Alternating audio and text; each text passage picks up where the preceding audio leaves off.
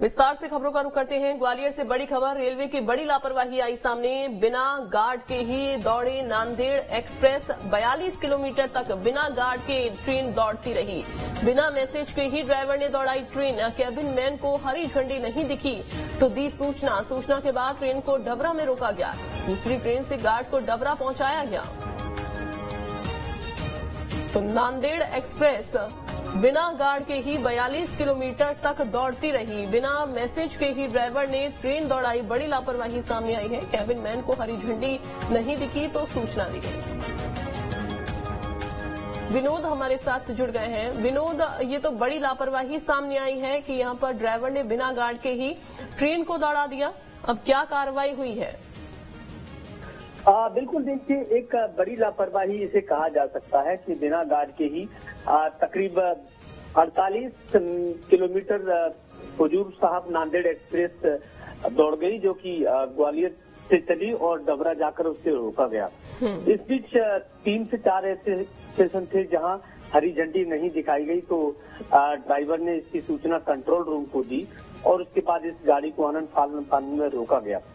इस पूरी लापरवाही को लेकर रेलवे में हड़कंप मच गया। अब पूरा रेल प्रशासन इसकी जानकारी में जुटा है, क्योंकि जिस समय ट्रेन को ग्वालियर से छोड़ा गया उस समय यहाँ लोडिंग और अनलोडिंग हो रही थी।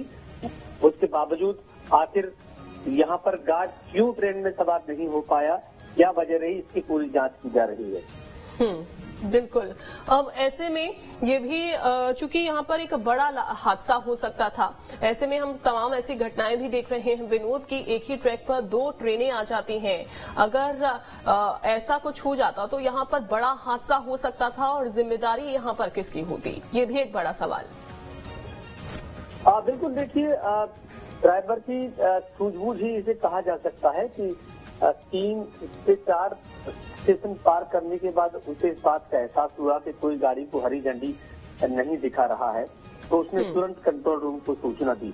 लेकिन इस बीच अगर ट्रेन कहीं रास्ते में ही खड़ी कर लेता ड्राइवर और इसकी जानकारी समय रहते नहीं दे पाता तो बड़ा हादसा हो सकता था, क्योंकि ये एक बड़ा रूट है। ये दिल्ली से चलकर दक्षिण भारत के तमाम बड़े शहरों को जोड़ता है, महाराष्ट्र को जोड़ता है। तमाम राजधानी एक्सप्रेस, शताब्दी एक्सप्रेस इसी ट्रैक से गुजरती है। रात को ये रूट ज्यादा व्यस्त रहता है, क्योंकि दिल्ली से आने वाली बड़ी संख्या में दर्जनों गाड़ियां इस रूट से होकर निकलती हैं। तो ऐसे में इसे कहा जा सकता है कि रेलवे की बड़ी लापरवाही थी, जिससे हादसा होते होते बचा। बिल्कुल बिल्कुल सही कहा आपने। बहुत शुक्रिया आपका विनोद, जानकारी देने के लिए।